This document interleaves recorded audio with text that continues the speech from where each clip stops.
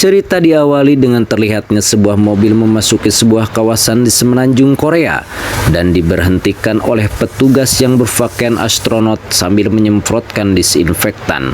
Si mamang supir yang tak terima marah-marah sambil ngedumel nggak karuan.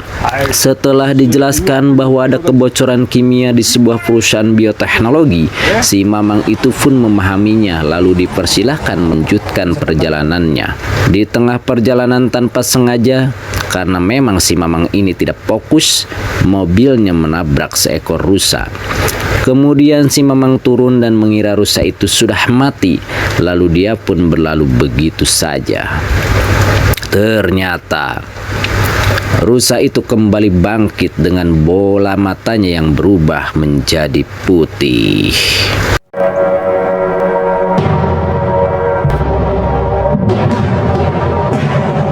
Sementara itu, di lain tempat, seorang pria tampan manajer keuangan sebuah perusahaan di kota Seoul yang ODGJ dalam bekerja. Saking ODGJ-nya, tak ada waktu buat keluarganya sampai istrinya pun minta berpisah dan sekarang tinggal di kota Busan. Dari pernikahannya, mereka mempunyai seorang anak yang tinggal bersamanya dan ibunya. Pria itu, sebut saja Pak Sawo, sedang melihat berita kematian ikan yang misterius di sebuah danau di kota itu. Namun karena bukan urusannya, ia pun sedikit mengabaikannya. Ketika hendak pulang, mantan istrinya menanyakan perihal anak mereka yang ingin menemuinya untuk merayakan ulang tahunnya di kota Busan. Namun Pak Sawo belum ada waktu untuk mengantarnya. Sesampainya di rumah, anaknya yang sebut saja namanya Susan kekeh ingin menemui ibunya walaupun sendirian. Dengan bujuk rayu sambil memberikan hadiah ulang tahun, Pak Sawo berjanji akan mengantarnya minggu depan. Namun itu tidak membuat Susan luluh dan tetap ingin pergi sendiri. Di tengah kebingungannya, Pak Sawo melihat video Susan yang dikirim neneknya. Dengan terenyuh, akhirnya Pak Sawo pun berniat mengantar Susan pagi-pagi agar siangnya ia bisa bekerja.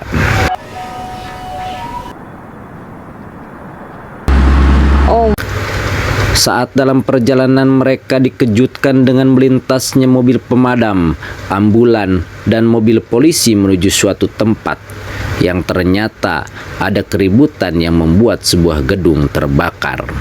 Sementara itu di stasiun, beberapa pramugari dan pramugara sedang mengarahkan penumpang menuju tempat duduknya.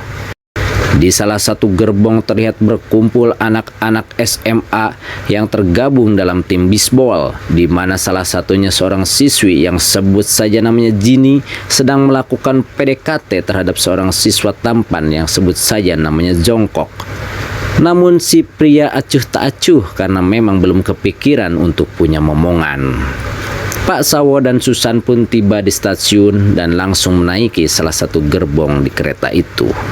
Seorang wanita yang sepertinya sedang terluka dengan terhunyung-hunyung masuk ke dalam gerbong lain ketika kereta akan memulai perjalanannya tanpa diketahui petugas keamanan, karena petugas itu sedang mengamati keributan yang terjadi di dalam stasiun.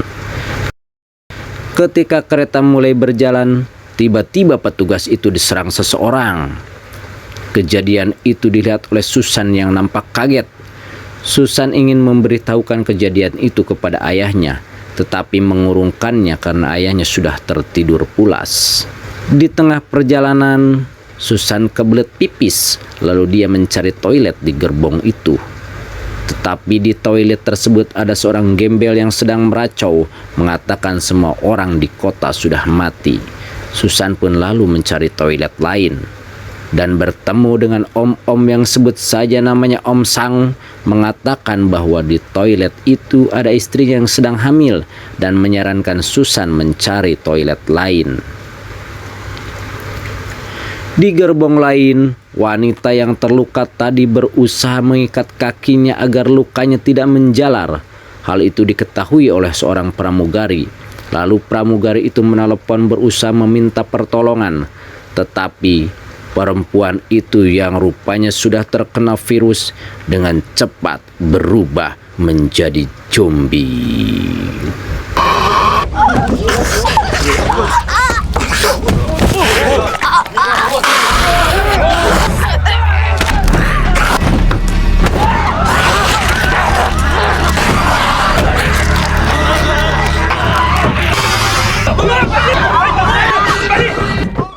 Seketika, semua penumpang di gerbong itu yang terkena gigitan, cakaran, dan terinfeksi virus berubah menjadi zombie. Pak Sawo yang melihat kejadian itu segera mencari anaknya dan membawanya berlari ke gerbong lain, di mana penumpang belum terkena virus. Begitupun dengan Om Sang dan istrinya, segera berlari menjauh dari zombie mengikuti Pak Sawo, namun Pak Sawo sudah menutup pintu gerbong. Om Sang dan istrinya yang terjebak antara zombie dan gerbong yang tertutup marah dan meminta pintu dibuka. Dengan penuh amarah, Om Sang marah pada Pak Sawo karena terlambat membukakan pintu yang hampir membuat dia dan istrinya dimakan zombie. Terdengar pengumuman dari staf kereta memberitahukan bahwa kereta tidak akan berhenti di stasiun berikutnya dikarenakan suasana tidak kondusif di sana. Pak Sawo tampak menerima telepon dari ibunya. Dengan suara yang sedih, dia berpesan kepada Pak Sawo untuk menjaga Susan, cucunya. Benar saja, ketika kereta sampai di stasiun berikutnya, tampak jelas sangat kacau keadaannya. Begitu banyak orang-orang yang sedang diburu para zombie edan ini. Dan kereta pun terus melaju melewati stasiun dan menuju stasiun di kota. Sekilas ada cuplikan berita yang memberitahukan bahwa virus zombie sudah menyebar di sejumlah kota besar. Tapi masyarakat dihimbau untuk tetap tenang karena pihak militer sudah berusaha mengatasinya. Jangan percaya berita-berita hoax lewat WA dan tetap diam di rumah.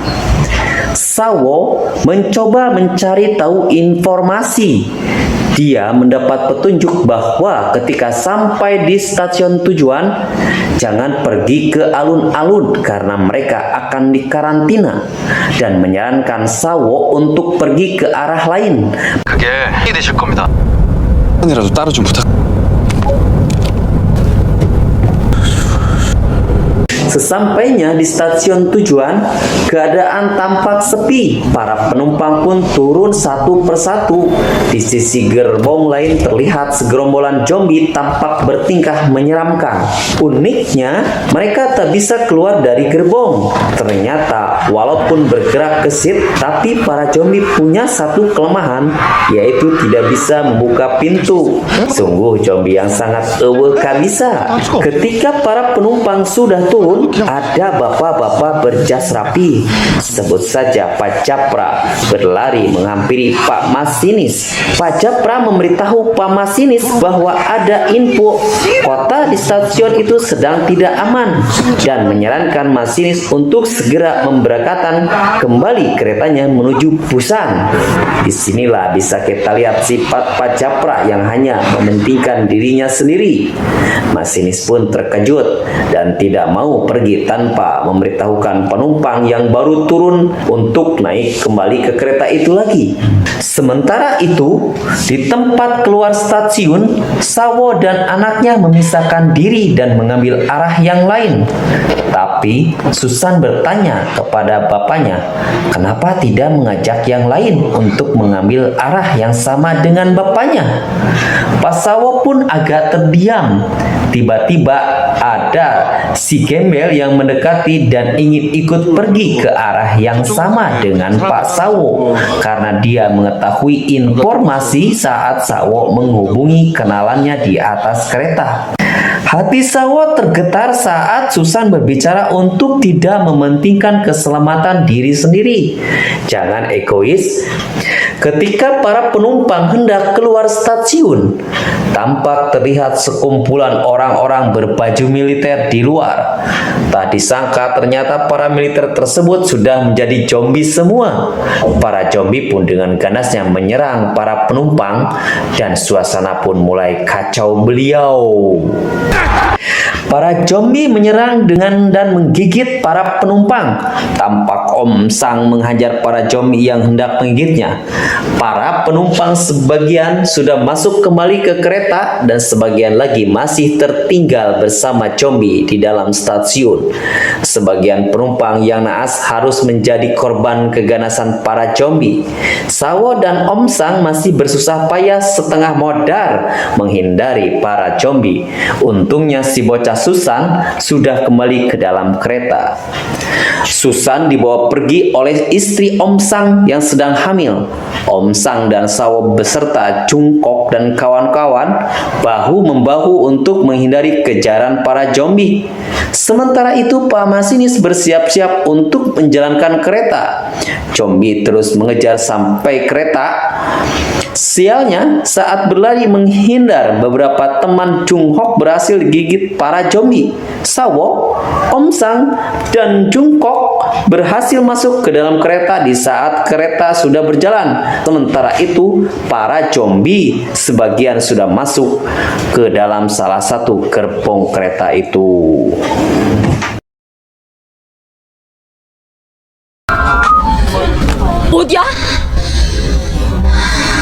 Lalu Jungkook yang merasa khawatir sambil menangis menghubungi Jinny, dan ternyata Jinny masih bisa selamat dan berada di gerbong yang lainnya. Begitupun dengan Om Sang menghubungi istrinya dan masih selamat bersama Susan berada di gerbong yang lainnya juga. Artinya mereka harus melewati beberapa gerbong yang dihuni oleh zombie-zombie itu untuk sampai ke gerbong mereka. Pak Sawo, Om Sang, dan Jungkook mempersiapkan diri untuk segera menyelamatkan ketiganya. Mereka pun mulai bergerak. 네. 그 뒤에 너 네가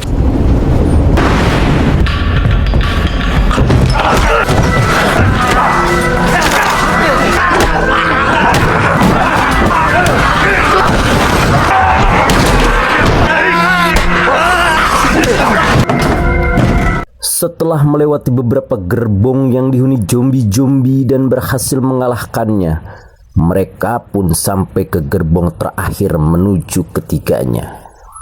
Tanpa sengaja, ketika kereta memasuki terowongan, gerbong dalam keadaan gelap dan membuat zombie-zombie terdiam dan hanya mengandalkan pendengarannya. Aneh juga nih zombie. Dalam terang dia ganas, dalam gelap dia terdiam. Berbeda dengan cerita horor di negeri Wakanda. Mereka pun mempersiapkan strategi melewati zombie-zombie itu. Dan akhirnya sampai ke tempat istri Om Sang dan Susan. Namun tidak ada Jinny di sana, melainkan hanya ada si Gembel. Jungkook yang panik kembali menelpon Jinny dan ternyata Jinny ada di gerbong yang satunya lagi dan harus melewati lagi gerbong yang dihuni zombie-zombie. Dengan strategi gerbong dalam kegelapan seperti tadi, akhirnya mereka bisa melewati zombie-zombie itu. Tapi ketika mau sampai gerbong yang aman dari zombie-zombie itu, tanpa sengaja si Gembel menginjak kaleng bekas minuman yang membuat zombie-zombie itu kembali ganas dan beringas sehingga menyerang mereka. Begitu menyedihkannya ketika ada adegan di mana Om Sang digigit oleh salah satu zombie biadab itu. Pak Sawo dan istri Om Sang dibuat terkejut dan Om Sang pun hanya diam dan tak bisa berkata apa-apa. Dia pun pasrah dan menyuruh Pak Sawo membawa istrinya untuk pergi secepatnya dari sana. Dan Om Sang pun mengorbankan diri menahan para zombie dan akhirnya dia pun melenoi jatuh tersungkur jadi korban para zombie edan.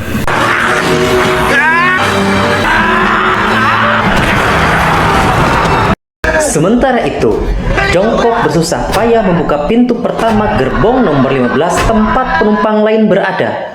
Ternyata Pak Japra lah yang melarang mereka masuk dan mengunci pintu.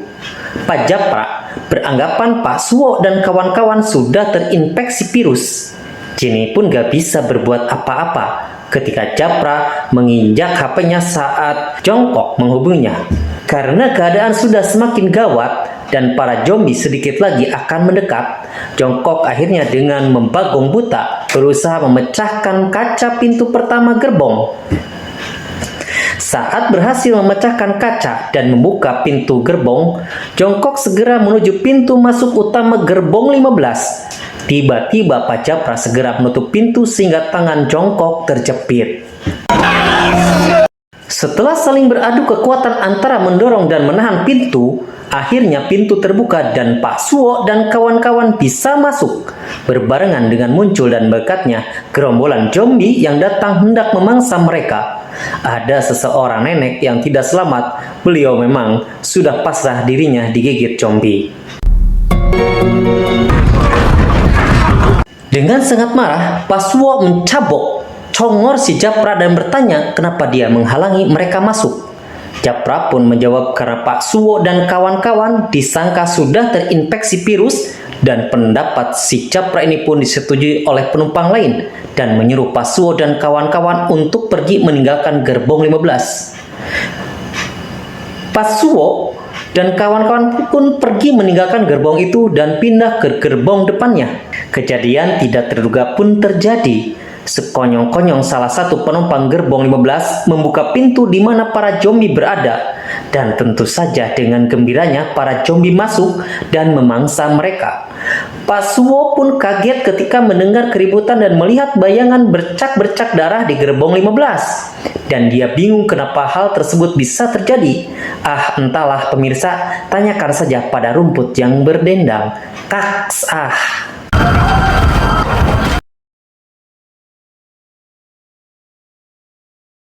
Ketika suasana sedikit tenang, Pak Suwo menerima telepon dari rekan kerjanya dan memberitahukan bahwa musibah zombie ini diakibatkan dari kesalahan proyek GS Biotech, di mana tempat Pak Suwo bekerja.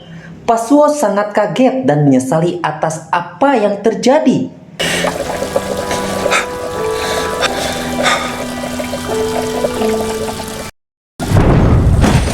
Mendadak kereta berhenti, masinis membewarakan kepada penumpang yang selamat untuk turun karena ada sesuatu yang menghalangi laju kereta untuk masuk stasiun dan harus berganti kereta untuk melanjutkan perjalanan ke Busan.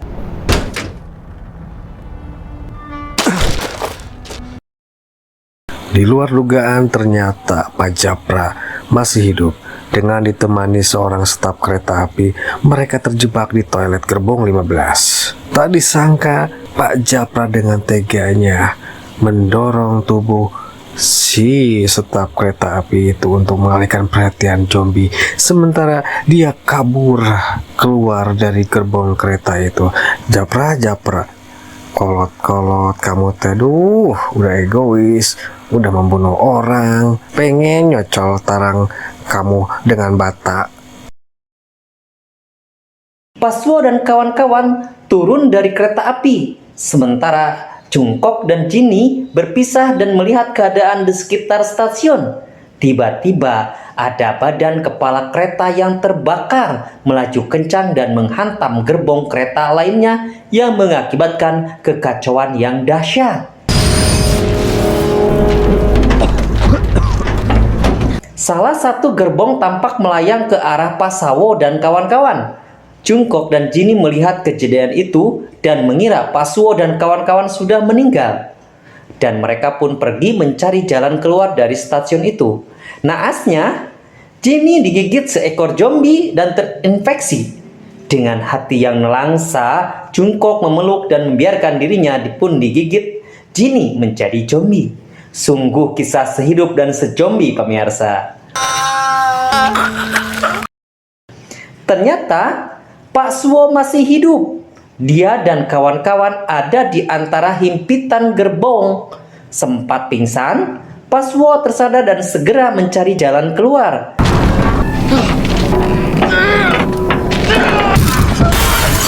Sementara itu, kejadian tragis pun terulang saat si Gembel mengorbankan dirinya di mangsa zombie saat dia menahan para zombie supaya yang lainnya bisa lari menyelamatkan diri.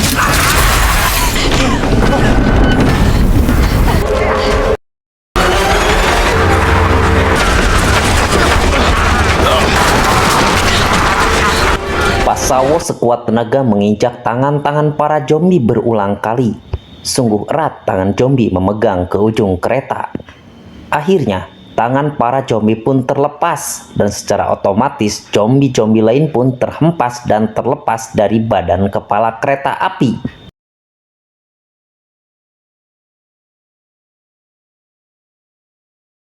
Pasuwo segera menuju ruang kendali kereta. Tak disangka, ternyata sudah ada Pak Japra di dalamnya. Pasuwo kaget melihat keadaan Pak Japra. Wajahnya sudah mengindikasikan dia sudah terinfeksi virus zombie. Beberapa saat setelah sepenuhnya sudah berubah menjadi zombie, Japra menyerang Pasuwo dan berbalik arah menyerang ke arah istri Om Sang dan Susan. Secepat bajai, Pasuwo melindunginya. Dan betapa kaget kita semua ketika tangan Pasuwo digigit Pak Japra. Pasuwo ingin mengakhiri pergelutannya dengan Japra, dan dengan gerakan membanting, dia pun berhasil menghempaskan dan melepaskan tubuh Pak Japra ke tanah. Mamam tah Japra.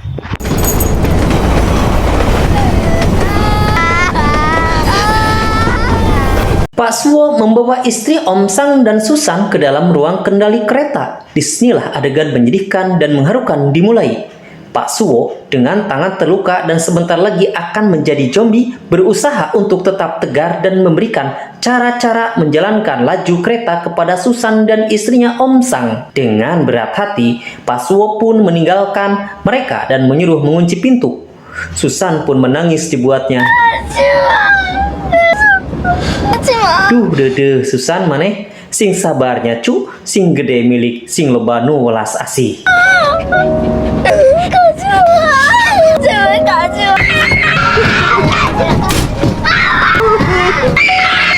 Di saat kesadarannya sudah hampir hilang, Pak Suwo mendekati ujung pinggir belakang badan kereta. Dia sempat ingat kenangan indah saat menggendong Susan masih bayi, dan tubuhnya Pak Suwo pun jatuh limbung dari kereta sesaat dia sepenuhnya menjadi zombie.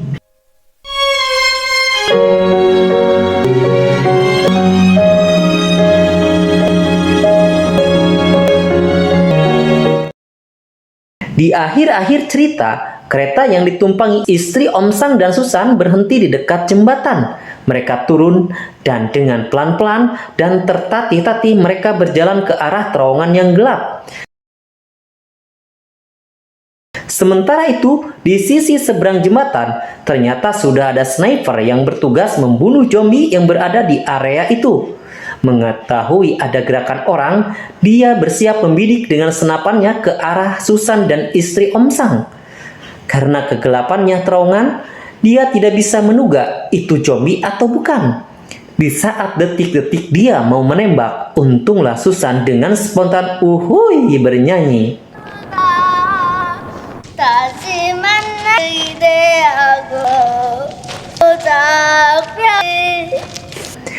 Karena itulah Susan dan istri Om Sang terselamatkan hidupnya dan tidak jadi ditembak oleh sniper. Para petugas pun segera menyambut kedatangan Susan dan istri Om Sang dan mengamankannya. Film pun berakhir.